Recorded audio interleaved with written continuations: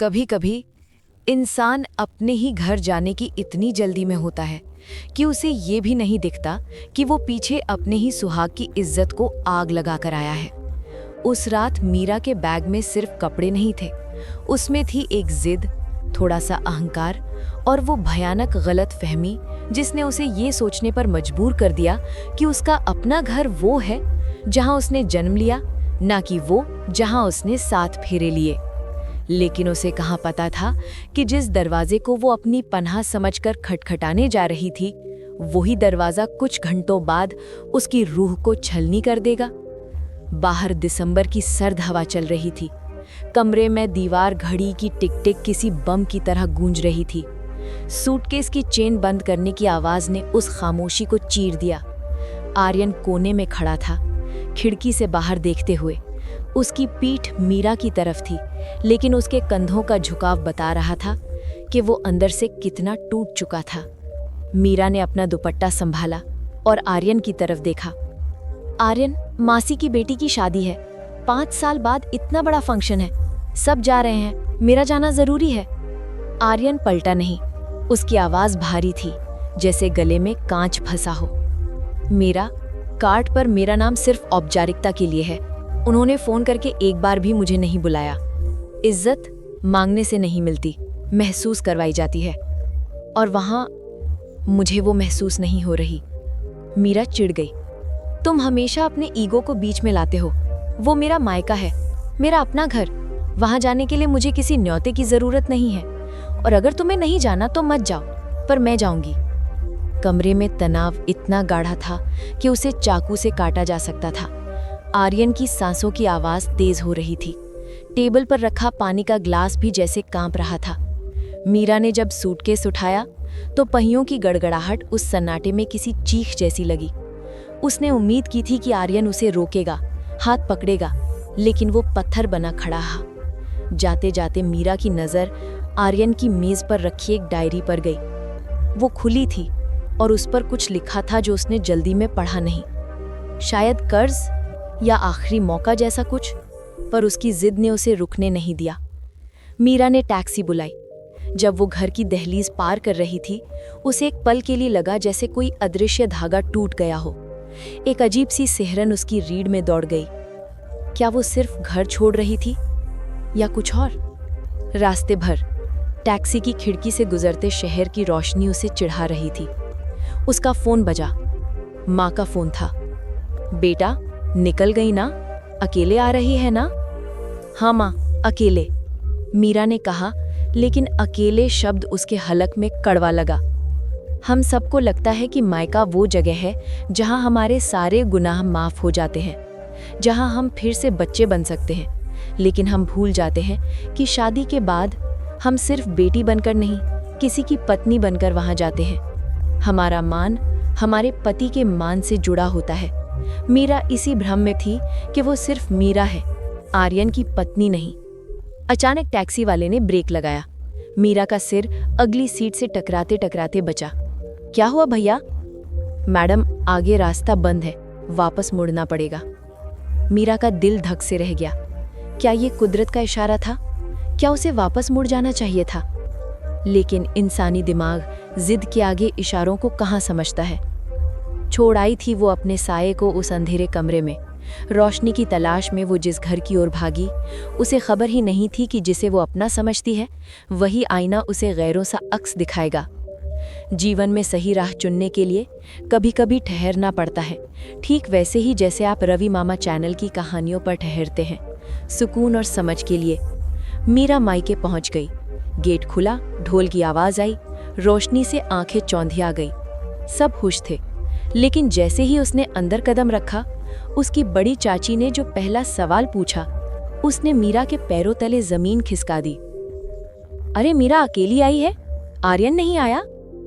चाची की आवाज में चिंता कम और तन ज्यादा था। मीरा ने जबरदस्ती की मुस्कान ओढ़ी। वो उन्हें ऑफिस में बहुत काम था, छुट्टी नहीं मिली। उसने झूठ बोला, पर झूठ के पाँव नहीं होते, वो आंखों में तैरता है। माँ समझ गई। वो मीरा को अंदर कमरे में ले गई। मायके का वो कमरा जहाँ मीरा ने बचपन बिताया था। उस कमरे की खुशबू, वो पुरानी अलमारी, सब कुछ वैसा ही था। मीरा को लगा जैसे वो सुरक्षित है। उसने राहत की सांस ली। यहाँ उसे कोई जज नहीं करेगा, यहाँ उसे आर्यन की वो खामोशी नहीं झेलनी पड़ेगी। माँ ने प्यार से सिर पर हाथ फेरा। बेटा, क्या हुआ? तू उदास लग रही है।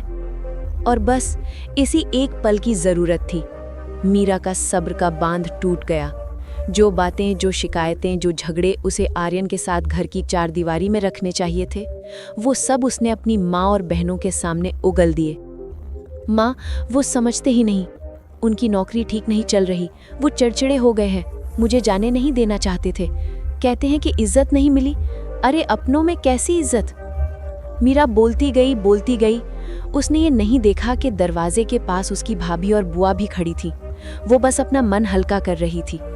उसे लगा वो अपने दर्द बांट रही है, पर असल में वो अपने पति का चरित्र, उसकी कमजोरियां, उसका संघर्ष, सब कुछ चौराहे पर नीलाम कर रही थी। कमरे में चाय की प्यालियों की खनक थी, लेकिन हवा में एक अजीब सा जहर घुल चुका था। बाहर शादी का संगीत बज रहा था, बाबुल ही दुआएं लेती जा, लेकिन अंदर मीरा अपने ही हाथों से अपनी दुआओं को आग लगा रही थी। उसकी बहनों की आंखों में सहानुभूति थी, लेकिन कहीं ना कहीं एक चमक भी थी, दूसरों के घर की बातें जानने की वो आदिम जिज्ञासा। तभी नीरा के फोन पर एक मैसेज आया। आर्यन का था, सिर्फ 2 शब्द। पहुंच गई? मीरा ने टाइप किया। हाँ, सब बहुत खुश है। उसने सेंड बटन दबाया, पर नेट ना होने के कारण मैसेज नहीं गया। और उसी वक्त उसने सुना कि बाहर हॉल में कोई आर्यन का नाम लेकर हंस रहा था। जब हम अपने पति की बुराई मायके में करते हैं तो हमें लगता है कि हमें सांत्वना मिल भी जाती है, लेकिन उस सांत्वना की कीमत बहुत बड़ी होती है। वो लोग जो आज आपके आंसू पोंछ रहे हैं, कल इन्हीं बातों को हथियार बनाकर आपके पति के सीने में उतारेंगे, और तब खून आपका ही बहेगा। मीरा पानी पीने रसोई में गई।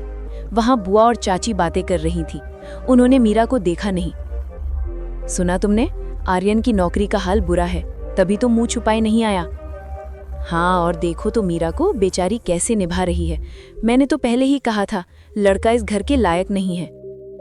मीरा के हाथ से पानी का गिलास छूटते छूटते बचा। ये वही लोग थे जो अभी सामने मुस्कुरा रहे थे। ये वही बातें थी जो मीरा ने अभी भावुक होकर बताई थी। अब वो बातें तंज बनकर वापस आ रही थी। जिन दीवारों से की थी शिकायतें उस हमसफर की, आज वही दीवारें उसका मजाक बनकर गूंज उठी। घर के भेदी ने जब घर का पता दे दिया, तो फिर गैरों से क्या गिला जब अपना ही खंजर चल गया। बातें संभाल कर बोलनी चाहिए, क्योंकि शब्द वापस नहीं लिए जा सकते। यही सीख तो हम इस रवि मामा परिवार में एक दूसरे को देते हैं, है ना? शाम को संगीत का कार्यक्रम शुरू हुआ। मीरा तैयार होकर नीचे उतरी। उसे अंदर से घबराहट हो रही थी। तभी गेट पर एक हलचल हुई। किसी ने जोर से कहा, अरे जमाई राजा आए हैं। मीरा का दिल रुक गया। आर्यन यहाँ बिना बताए?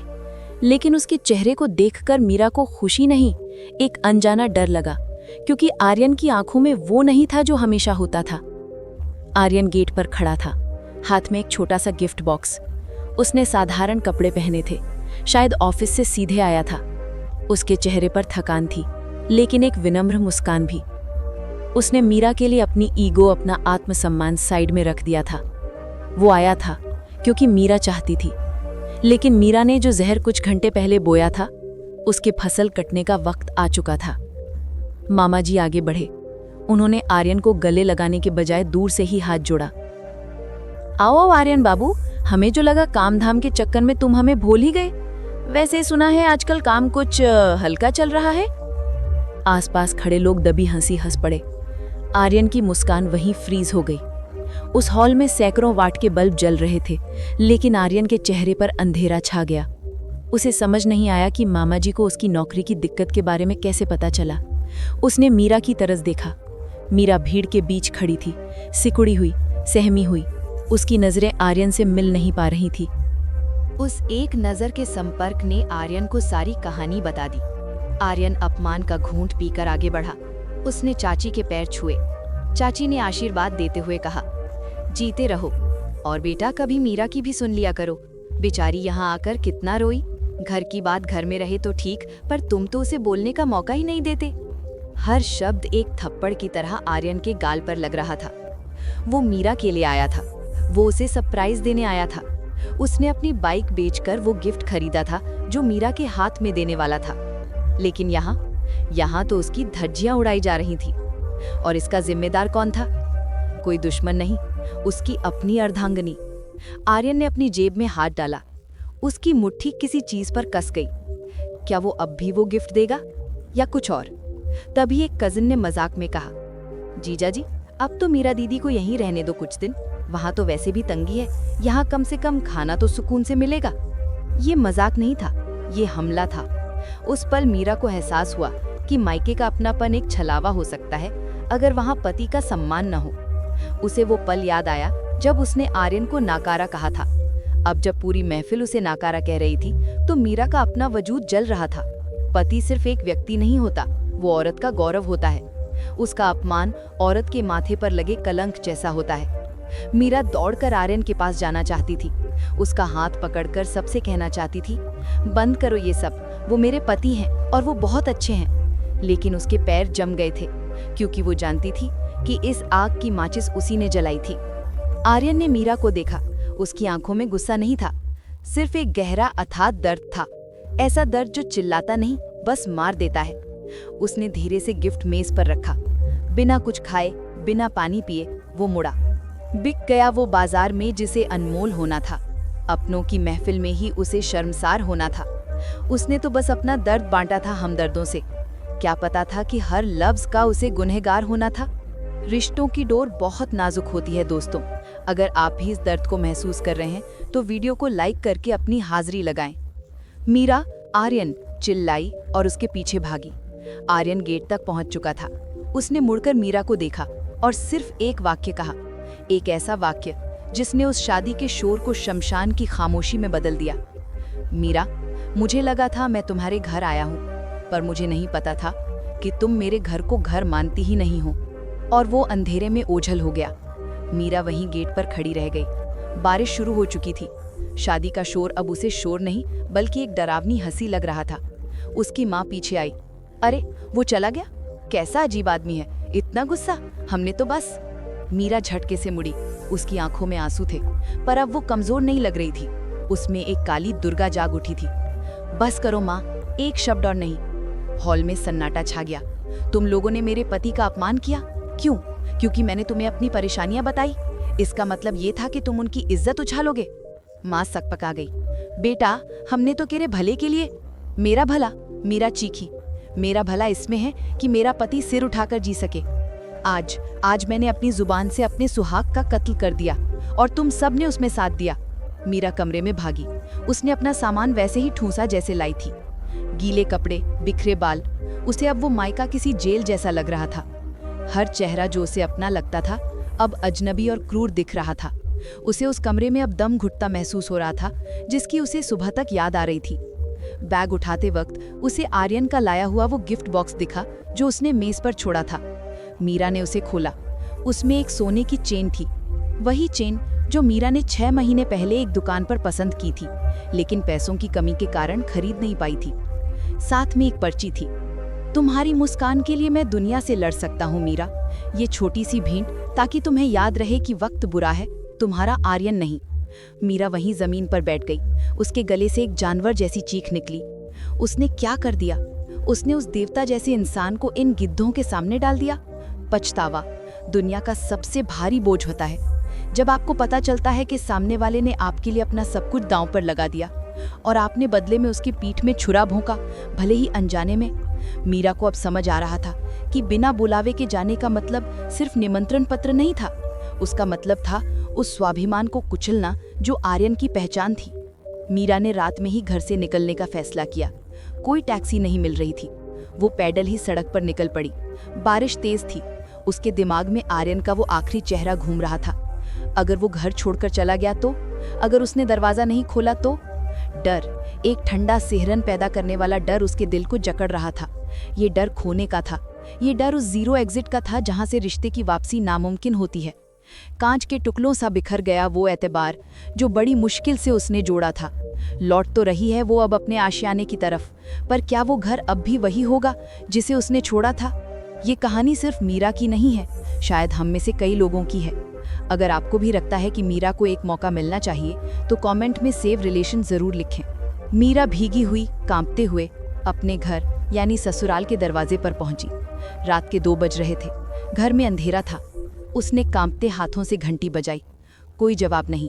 फिर बजाई, फिर सन्नाटा। उसने हैंडल घुमाया, दरवाज़ा खुला था। वो अंदर गई और जो दृश्य उसने देखा उसने उसकी नसों में खून जमा दिया।